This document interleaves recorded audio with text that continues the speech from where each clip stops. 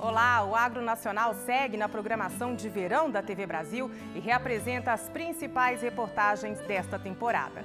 No episódio de hoje vamos conhecer as punks, plantas alimentícias não convencionais, e ainda aprender a fazer uma receita de um arroz nutritivo e bem diferente. Também vamos falar de café, visitamos uma fazenda no Planalto Central e conhecemos a produção do primeiro café sustentável da Amazônia. É o Mundo do Campo na tela da TV Brasil. O Agro Nacional começa agora.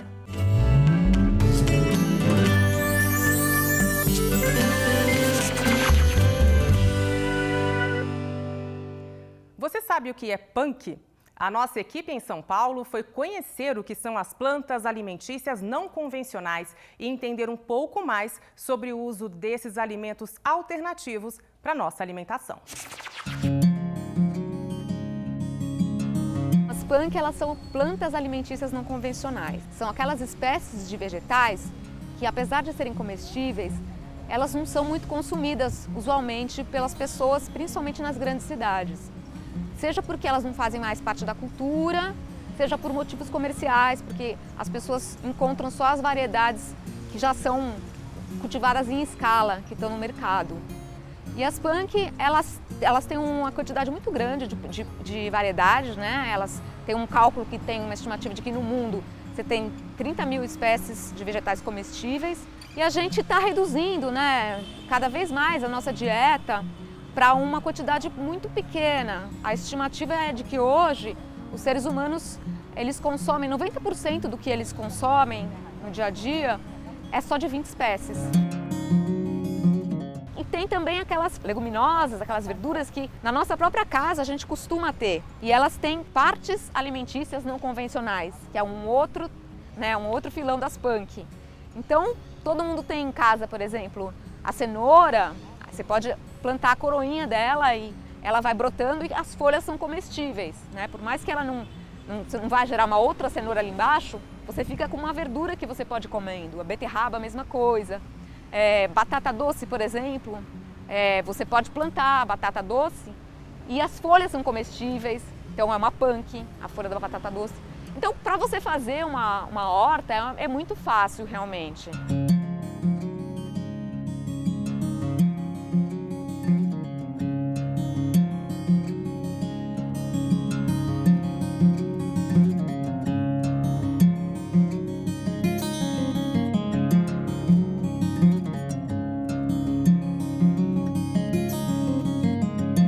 O Brasil tem uma estimativa de que tem pelo menos 3 mil espécies comestíveis, né? E eu não estou falando aqui das variedades, porque em variedade a gente pode ter uma mesma espécie que tem muitas variedades, como no caso da abóbora, no caso do milho, né? Estou falando de espécies diferentes mesmo.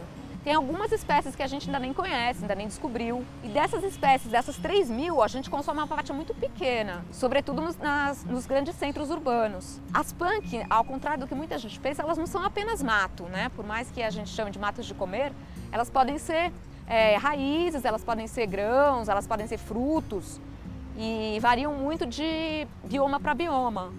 Então, o cerrado, por exemplo, ele tem muitas frutas e tem muitos coquinhos.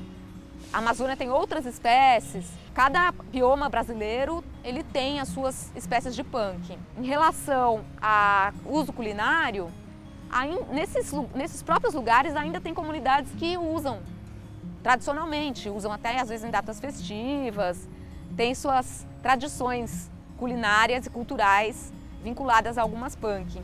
Agora, a gente já está nas cidades maiores também, a gente está resgatando algumas espécies que já estão se tornando mais conhecidas. Então, é o caso da taioba, que é uma planta que tem que ser comida cozida, tem uma folha muito grande, que rende bastante, pode ser comida no lugar da couve, por exemplo. Tem a Ora pronobis, também que já está ficando mais conhecida, que é conhecida como carne de pobre, porque ela é extremamente proteica, é uma ótima opção para quem é vegetariano.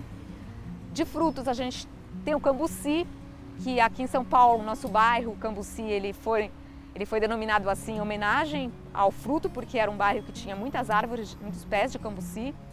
E o cambuci está sendo agora cultivado novamente, né? E já uma série de produtos com ele. A farinha, você pode colocar ela em preparos tanto doces como salgados. E ela dá um saborzinho é meio azedinho, que é o sabor do cambuci, que é uma delícia, que tem muita gente que faz caipirinha com cambuci no lugar do limão, né? Então é uma farinha também extremamente nutritiva e que já está sendo comercializada também. Trouxe um milho andino, né? Que é um milho crioulo. Esse milho aqui é de pipoca, então você pode fazer uma pipoca diferente, né? E essas variedades, se a gente não começar a resgatar, elas podem ser extintas, né? Porque hoje em dia, com essa massificação, essa padronização de poucas espécies comerciais cultivadas, essas sementes elas estão sendo perdidas. Esses são alguns dos produtos, mas tem uma série de outros alimentos.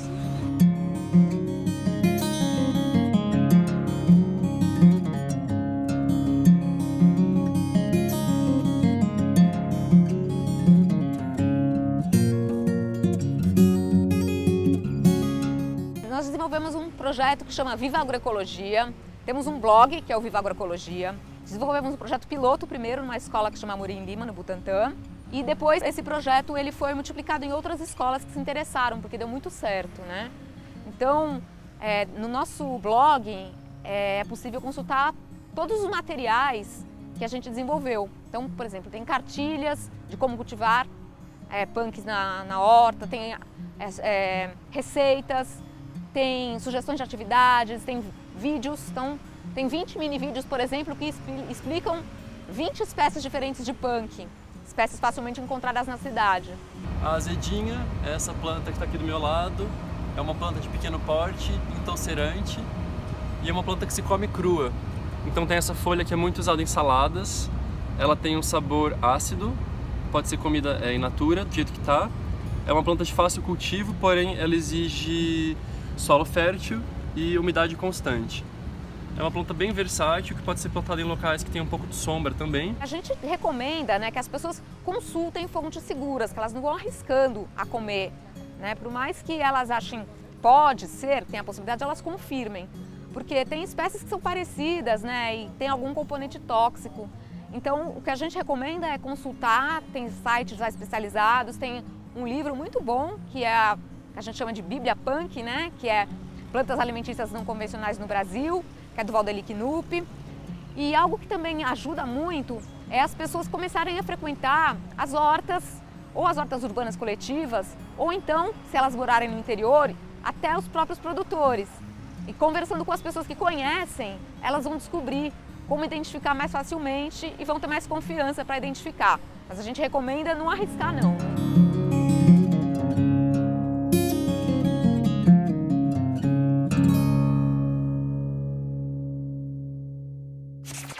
No coração do Planalto Central fica uma fazenda que produz tipos especiais de café do Cerrado brasileiro. A gente vai rever a reportagem sobre essa variedade de grãos e saber quais são os desafios de se plantar o café em uma região mais seca.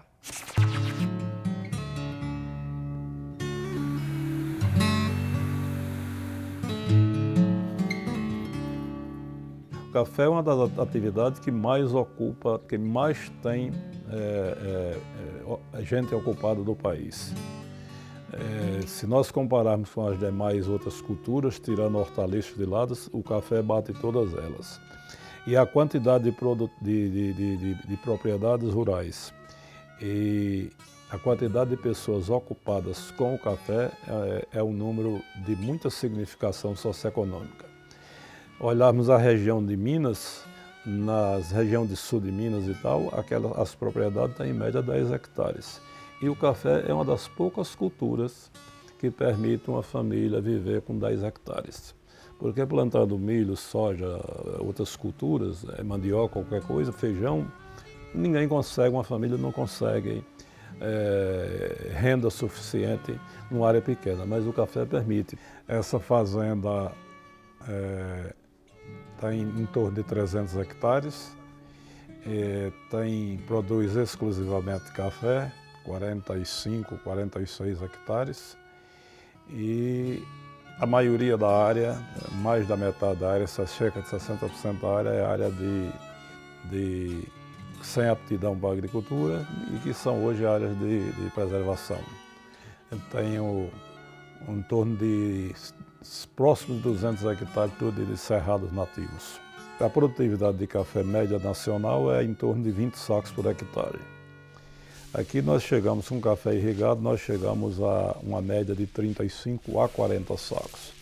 Eu já estou numa fase aqui que o café tá velho, a produtividade dos últimos anos está abaixo disso, mas a produtividade normal ao longo dos últimos 10 anos se situou em torno de 35 sacos por hectare. Aqui nós produzimos exclusivamente café arábica, certo? Existem dois cafés arábicas e existe os conilon, também chamado de robusta. Na literatura, a literatura fala em robusta. Os cafés para expresso, os cafés finos são cafés arábica. E aqui nós usamos, e basicamente domina hoje o Brasil, dentro dos arábicas, os catuai. Aqui eu planto quase que totalmente a variedade 144, que é a variedade mais produzida, mais usada nessa região dos Cerrados. Mais recentemente, nos últimos horas, eu tenho alguma coisa de variedades novas, como o chamado IBC12, que é um café mais produtivo e tal, mas essa é uma variedade nova. O 144 é um café bastante adaptado para a região dos Cerrados. Olha, aqui nós temos o café que está em ponto de cereja, é o chamado café maduro. Nós temos o café verde e nós temos o café que já secou no pé, que é o chamado natural.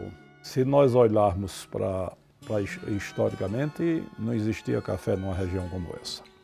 E, ao existir, era em pequenas áreas, somente para o consumo próprio e por causa da produtividade muito baixa, porque o grande problema que sempre existiu com relação a essa região era com relação à questão do período seco muito longo. Aqui nós ficamos de 4 a 5 meses sem chuva. Isso para o café é inviável. O que mudou isso foi a irrigação. Aqui é tudo irrigado por gotejamento, que é um modelo de irrigação que utiliza muito pouco a água. Eu economizo muito água com a irrigação por gotejamento. Então, a irrigação mudou o quadro de todo o cerrado, ou de quase todo o cerrado, com relação ao café. E com um detalhe, o que era desvantagem, que era o período seco longo, hoje é uma grande vantagem. Por quê? Nós produzimos hoje, essa região hoje produz os melhores cafés do Brasil e um fator importante nesse processo é o período seco. Nós colhemos café no período seco. Diferentes das regiões tradicionais, onde tem um problema sério durante a colheita, porque o café, depois de colher, ou seja na roça, seja depois de colhido no terreiro, se ele pega chuva, ele tende a fermentar e perder a qualidade. O grande diferencial disso aqui, o primeiro deles é a altitude. Todos os cafés especiais do mundo são produzidos em altitudes acima de 1000 metros. E toda essa região está numa altitude em torno de 1000 metros. Nessa fazenda aqui nós estamos na média de 1170 metros. Isso é muito bom para produzir cafés especiais. Nós somos o maior exportador de café do mundo há mais de um século. O ciclo do café do Brasil vem de longe, mas nós sempre produzimos café commodity. Somente nos últimos 10, 20 anos é que tem aumentado a participação do Brasil em cafés especiais, com uma grande contribuição do Cerrado, dessa região do Cerrado. Sem desrespeitar o meio ambiente, pequenos agricultores do sul do Amazonas estão produzindo café Apuí, que já está chegando às grandes cidades. Vamos rever esse projeto que segue os princípios da agroecologia. A intenção de a gente fazer esse café é porque nós, como IDESAN, Instituto de Conservação e Desenvolvimento Sustentável da Amazônia, tínhamos uma intenção de trabalhar no município de Apuí. Porque o município de Apuí está ali no top 5 de municípios que desmatam na Amazônia, por causa da sua atividade de pecuária extensiva. Então a gente tinha uma grande vontade de estar no município, né? Levar alguma agricultura sustentável para lá. Depois de um tempo no município, a gente trouxe isso, foi para lá através de um projeto que nos deu essa oportunidade de estar lá. E chegando lá a gente conheceu algumas formas, né? A gente aproveitou que estava no município e como é que a gente pode fazer isso aqui? Como é que a gente pode melhorar isso no município? E fomos visitar algumas propriedades, até que a gente visitou a propriedade da dona Bernardeste, onde ela tinha alguns cafezais. Só que eles estavam abandonados, porque a produção não estava boa, estava tirando poucas sacas de café por hectare, o solo não estava legal, então ela preferiu seguir em outras atividades. Nisso, nós fomos olhar, ver como é que estava o cafezal. E descobrimos que o cafezal, na verdade, ele estava melhor do que os cafés que estavam sendo cultivados todos os dias. A gente fala que nós aprendemos com a natureza cuidou do café durante um ano. Então fomos descobrir o que aconteceu, por que ele está melhor. E a gente descobriu que o que aconteceu. O cafezal ficou abandonado por um tempo e nesse abandono dele a mata, né, a floresta cresceu em volta do café. Isso ofereceu um sombreamento para o cafezal. Sombreando o café, isso melhorou o café porque você consegue sombrear ele. E isso oferece um controle de temperatura, um controle de umidade para o café que torna ele melhor.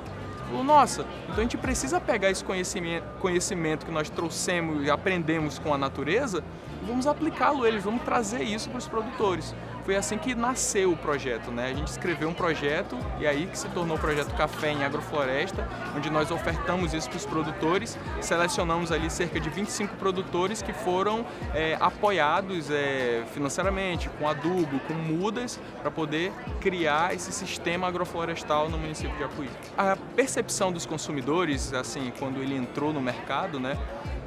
Foi muito boa. As pessoas acho que não conheciam bem o que significa uma agrofloresta, né? Então você precisa dizer o que é isso, porque é algo muito inovador. Se hoje ainda é algo que as pessoas não têm muito contato com agrofloresta, imagina, não é muito tempo atrás, há 3 anos atrás, então é uma coisa que está iniciando. Mas o contato foi muito bom. A gente fez um lançamento no ano de 2015, quando nós, depois de 3 anos de projeto, né, tiramos a primeira safra do café. Fizemos um lançamento com um parceiro lá em Manaus, um parceiro que ofereceu toda a estrutura para a gente fazer o lançamento e lá nós conseguimos trazer pessoas para descobrir isso, o que eles vão achar do café. Foi super aprovado, eles gostaram muito da ideia. Eu acho que essa junção de um produto de qualidade, porque ele é puro, você não usa nenhum tipo de aditivo químico, você não mistura o café e ainda faz ele num sistema agroflorestal, isso atrai a atenção das pessoas, principalmente as pessoas que são ligadas à agroecologia. Gostaram muito, falaram sobre isso, tivemos notícias sobre isso, então a aceitação inicial foi muito boa. A gente trabalha hoje com cerca de 25 produtores, 30 produtores. Eles são agroflorestais, mas nem todos são orgânicos. A nossa intenção esse ano é que a gente consiga chegar a certificar todos que foram do primeiro grupo. Porque nós temos ali cerca de 25 a 30 produtores que são agroflorestais, mas nós certificamos como orgânico somente no ano passado. Conseguimos ali certificar alguns produtores, cerca de 12 produtores, e alguns ainda não certificaram. Então a intenção esse ano é certificar todo o grupo inicial e a partir disso começar a trazer mais produtores para o sistema agroflorestal e após isso o sistema orgânico. O sistema agroflorestal, ele é um sistema muito importante para a gente, porque a gente diz que a gente consegue atingir toda a missão do projeto Café em Agrofloresta com o seu sistema.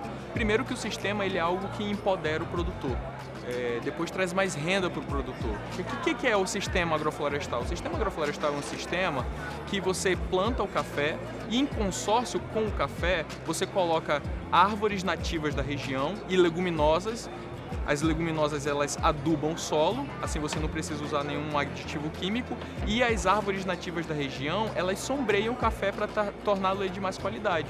Só que a questão é que as árvores que sombreiam o café, elas não são somente para isso. Então elas podem diversificar a renda do produtor, porque ele pode plantar entre elas cacau, ingá, ele pode plantar copaíba, andiroba e tirar renda disso também.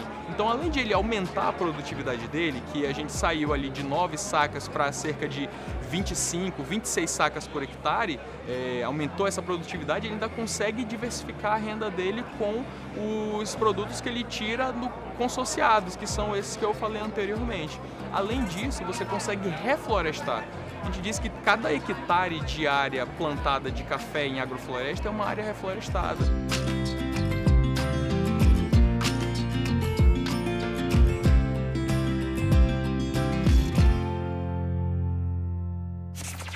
A cozinheira e educadora Simone Gomes ensina pra gente como preparar um arroz nutritivo feito com punks, as plantas alimentícias não convencionais. Meu nome é Simone Gomes, eu sou cozinheira e educadora alimentar. Eu faço um trabalho com as hortas escolares e alimentação escolar, onde eu faço capacitação, das cozinheiras, ou nas escolas da rede municipal. E a gente tem um enfoque muito grande nas punks. Nós vamos fazer aqui um risoto, feito com arroz vermelho e arroz integral, agroecológico e orgânico, e com várias punks. Na verdade, a punk que está aqui embaixo é uma taioba, que a gente já cozinhou, que ela precisa ser cozida. E a gente vai utilizar várias punks encontradas hoje nas hortas comunitárias, que são encontradas nas hortas comunitárias na cidade de São Paulo. Aqui é a vinagreira, que a gente vai usar, que é muito utilizada no arroz de cuchá, o famoso arroz de cuchá. Tem também a ora pro nobis, que a gente vai utilizar, que significa orai por nós, um nome muito bonito por sinal. E tem, na verdade, ela é muito chamada também, conhecida em Minas como carne de pobre.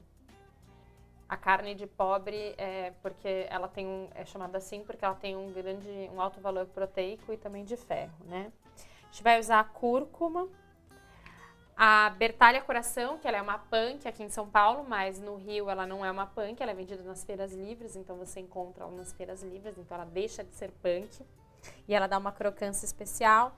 E a Major Gomes, que é muito encontrada pelos canteiros da cidade, qualquer lugar, se até numa fresta de cimento você consegue encontrar a Major Gomes. Ou beldroegão também, que ela é chamada. E ela dá essas florzinhas coloridas muito bonitas, A gente só precisa ter atenção e não pegar do chão, porque principalmente por causa da questão da contaminação, urina de rato e urina de cachorro e gato também. Então, esses vão ser os nossos punks que nós vamos utilizar. Um pouco da cúrcuma, da taioba, o coco e a castanha de baru também, que a gente vai utilizar. Isso vai dar uma certa crocância para o nosso risoto. Primeiro a gente vai aquecer a panela, liga a panela. E eu vou cortar as punks, a ora pro nobis, que a gente vai acrescentar depois de acrescentar o arroz. Picar a ora pro nobis, a vinagreira, a bertalha. Isso vai dar uma crocância, para o nosso risoto. A gente vai colocar a gordura. A gente vai estar usando óleo de coco, uma colher de óleo de coco.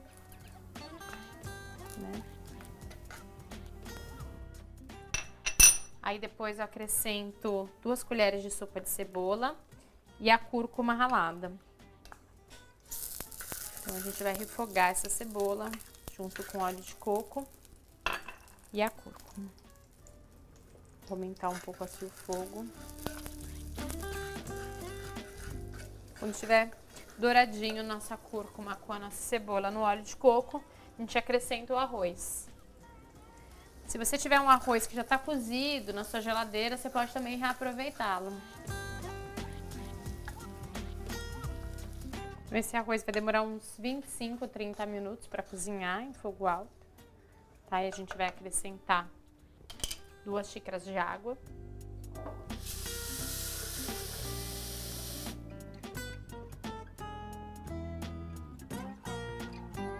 Aí agora a gente vai tampar essa panela e deixar cozinhando o arroz, tá? Por aproximadamente 25 ou 30 minutos. Depende da temperatura do seu fogão. A gente vai colocar um pouco da gordura de coco, mas você pode usar a gordura que você tiver em casa. Uma colher de sopa é suficiente. Cebola. E aí eu vou refogar as punks. Aí depois dessas punks refogadas, nós vamos acrescentá-las ao arroz. A Ora Pronobis, ela tem uma mucilagem, como o quiabo também. Então a gente se preocupa um pouco se as pessoas têm alguma resistência a quiabo, se preocupar em não colocar muito Ora Pronobis, porque ela tem essa mucilagem que ela solta. Eu particularmente gosto muito dela. A taioba, ela precisa passar na água primeiro, ela precisa ser cozida. Então o que eu fiz? Eu cozinhei a taioba e acrescentei ela no nosso arroz. Eu deixei ela cozinhar um pouco mais para ela dar uma cremosidade maior, para ela contrastar com outros sabores que tem. Agora, com as nossas punks refogadas, eu vou acrescentá-las ao arroz, acrescentar o sal e terminar de cozinhá-lo. Quem quiser pode colocar um pouco mais de cúrcuma, né? Fica a gosto. A gente gosta de um sabor mais forte, tem pessoas que gostam de um sabor mais fraco. Se quiser colocar um pouco de gengibre também, pode colocar. E tá quase cozido, ele já tá bem cremoso. E aí eu vou tampar um pouquinho mais a panela, mais 5 minutinhos e dá pra gente finalizar. Eu tô picando baru agora, né? Castanha de baru, típica do Cerrado brasileiro. A gente vai colocar para finalizar nosso risoto de punk. O nosso risoto, ó, tá bem cremoso, pronto, com as punks que nós colhemos hoje. E agora a gente vai só montar o prato. Agora a gente vai finalizar com coco, castanha de baru e umas pétalas da vinagreira. E algumas florzinhas da Major Gomes. Tá pronto o nosso arroz, nosso risoto com punks.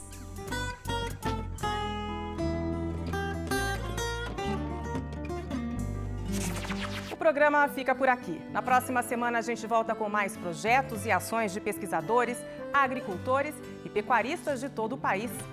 Agronacional, informações úteis para o produtor rural. É o Mundo do Campo, na tela da TV Brasil.